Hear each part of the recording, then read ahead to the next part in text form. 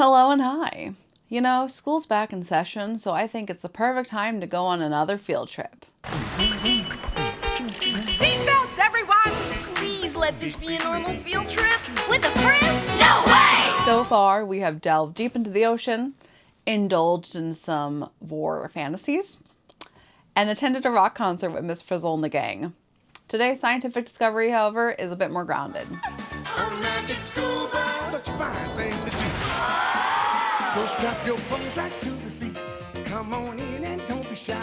Just to make your day complete, you might get baked into a pie. Continuing with the Magic School Bus series, we're back taking a look at The Magic School Bus Explores Inside the Earth, being released in 1996. Developed by Music Pen Multimedia and published by Microsoft, it is the fourth in the series following the previous games I've covered. Now this is a subject where it's similar to the ocean that I highly enjoy, as I have a decently large collection of crystals.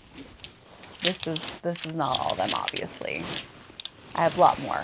Would I truly be a Halloween girly if I didn't live that witch life? Of course, instead of them focusing on which rocks can bring you love, abundance, or protection, it's all about the scientific facts, as always. Just like in the previous games, we start out in the classroom, where there's all of the standard assortment of objects to click on.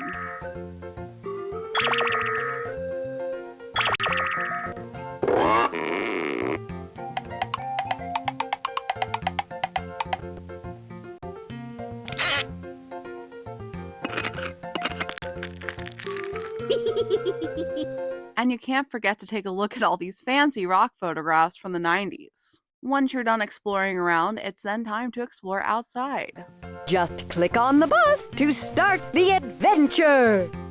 One funny driver's license later, we are ready to go into the outdoors. The wilderness must be explored.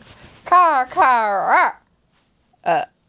wait, that's the wrong franchise. There's 6 different areas to explore once on the bus. Click on the gear shift to find out where this bus can take us. Then, click on the Go button to get there.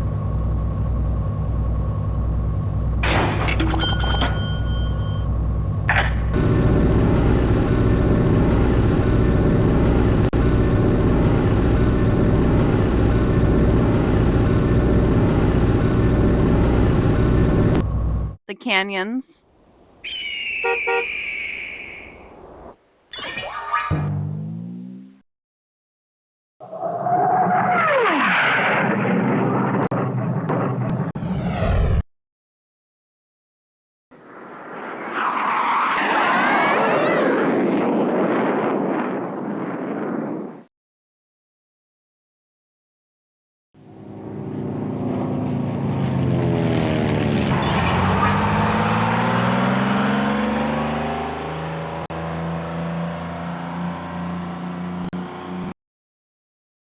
A volcano. Wahoo! Here we are at a favorite of mine, a mighty fine mountain. But there's more here than meets the eye. Geodes. Hey, DA, did you know that geodes form in holes in cooling lava? I sure did. Water full of minerals gets stuck in the holes. Over a long, long time, these minerals grow into crystals. Under the sea.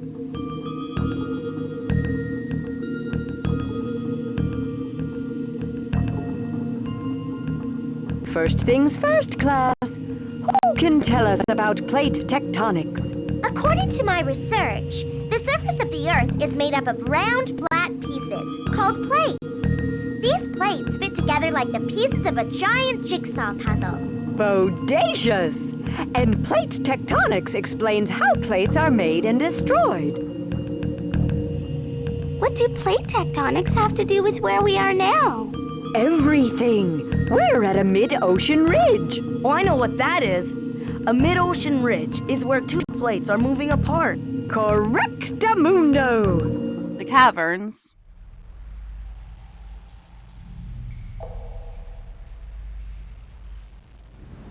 And the faults.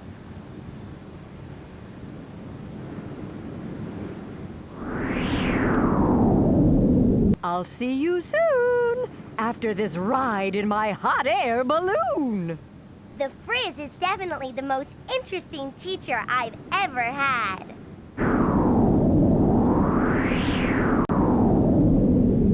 Outside of the geos, these are all the first areas that anyone in real life could easily explore too. Technically, you could explore the ocean in real life too, but there's a lot of areas that are harder to get to than traveling to the Grand Canyon, for example. Each of the areas does have 1 or 2 games, although you can access all of them through the bus as well. There's 10 main mini games and activities and 5 separate mini games in the back of the bus. Starting off with the main games, you have Pan for Gold, which features Carlos collecting gold, obviously, while avoiding all of the logs, bricks, and other random objects also traveling down the waterfall. If any of those objects get into the pan, it breaks, and you have 2 more tries to continue before it's game over. After you collect enough to fill the pan, you get to advance to the next level. There's 10 levels overall, including a bonus gold rush level, where the goal is to collect as much gold as possible. It's a simple game, like most of these are, and something enjoyable that can be replayed over and over again.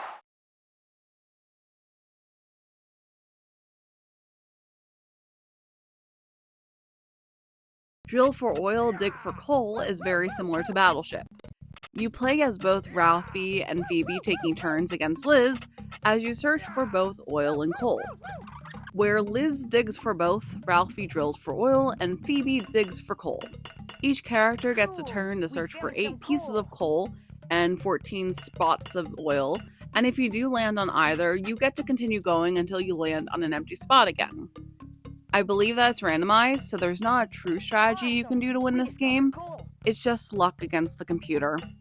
It does take a lot of time though. This one round that I did took almost 20 minutes, so if you're looking for something lengthy to play, this is the best game for it.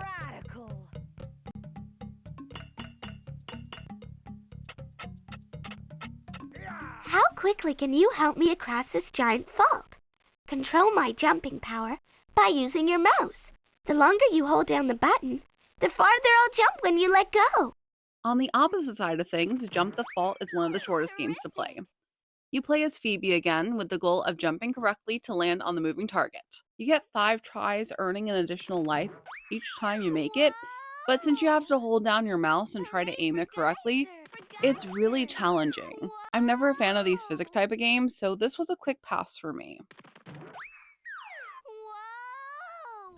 The other 2 true games to play are Stop the Lava, in which you have to click on the lava running down the volcano to stop it before the timer runs out. I had trouble with the controls in this one, but the game is 30 years old, so sometimes that's expected. And my personal favorite, the Batty Cave Race. We all know how much I love my bats, so I was really happy to be able to see them again. The title is very obvious. You race against another bat while avoiding obstacles to be the first one across the finish line. I unfortunately got stuck a couple of times during the first run through and lost, but ended up trying again and redeemed my victory.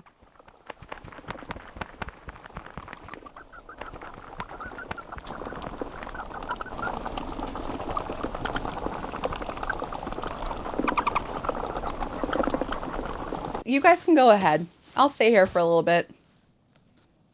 Yeah, I know there's more activities to talk about. Okay, alright, bye bats. I'll see you later. There's 2 puzzle-based games, although only the first one is titled as a puzzle. The Pangea puzzle, to be exact. This is a map of what the world looked like 250 million years ago. There was one big ocean, and all the continents were joined in one huge landmass called Pangea. You can choose to play either on easy or hard mode, but the easy mode isn't that much easier than the hard in my opinion. This is another reason that I believe that the kids games that we had as kids were more challenging than the kids games are of today.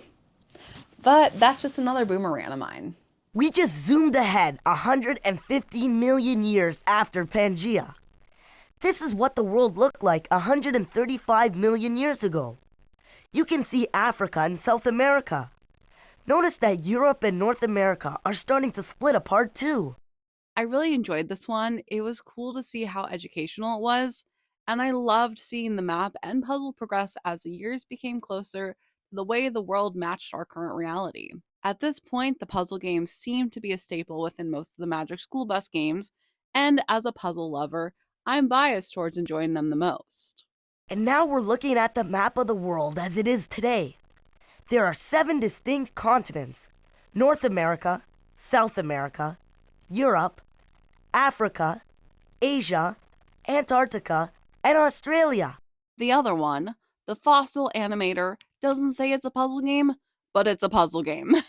I felt like this one was personally harder because a lot of the pieces blend together, and you need several different pieces to create the big space that's missing, but not impossible to figure out.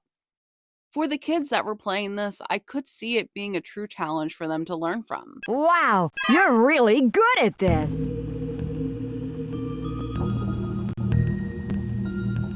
This is what the floor of the ocean looked like 400 million years ago. Those fish are the oldest fish we know about. They had heavy armor made out of bony scales. The best part about this one, when a puzzle is completed, you get to see an animation of the fossilized animals existing, with some more educational facts, of course. For those reasons, this was probably my favorite out of the games.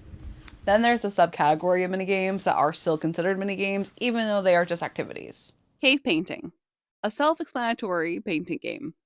There's a couple of preset drawings you can add, and a couple of base colors to make your own masterpiece, BC style. Crystal creation, where you can choose from 5 different types to mix together to create a new fusion. What kind of volcanic eruption can you create? Select your variables, low, medium, or high heat, and gas or no gas. Then click on the button to start erupting. Volcano formation.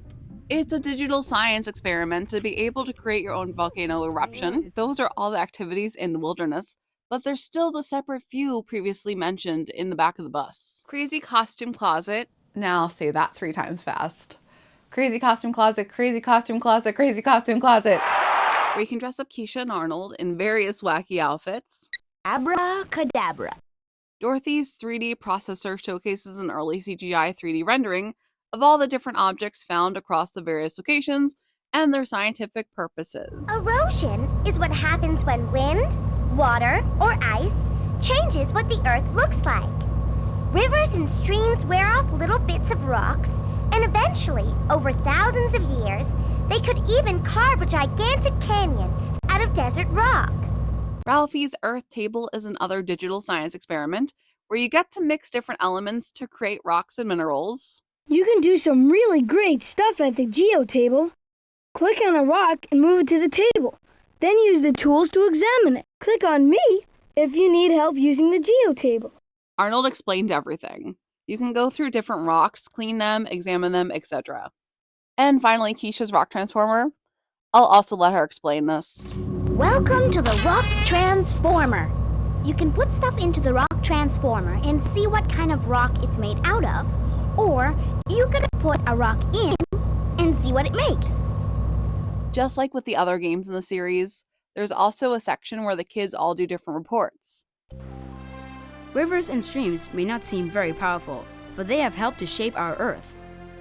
The rivers sort the sediments by first dropping the bigger, heavier grains, like boulders, down into the riverbed, and then carrying the smaller, lighter grains, such as mud, way out to sea.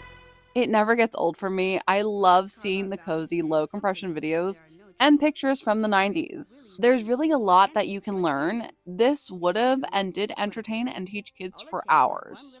And of course, by kids, I'm including myself in that since I was a child when this was new.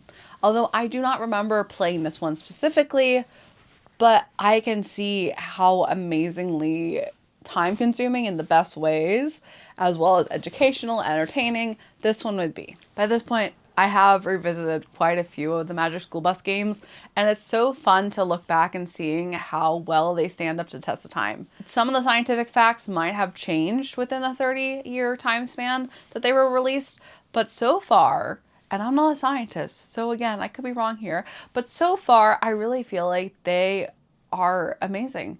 And I'm still learning every time I go in. Like, yeah, I love my crystals, but I can't tell you the differences about the scientific facts about them. I can tell you, however, that these are great for abundance, and pyrite is good if you want to be able to bring money and abundance into your life. And I can tell you how amethyst is really great as a calming stone and crystal, and I can tell you how rose quartz is great for compassion and self-love, but also bringing more love into your life.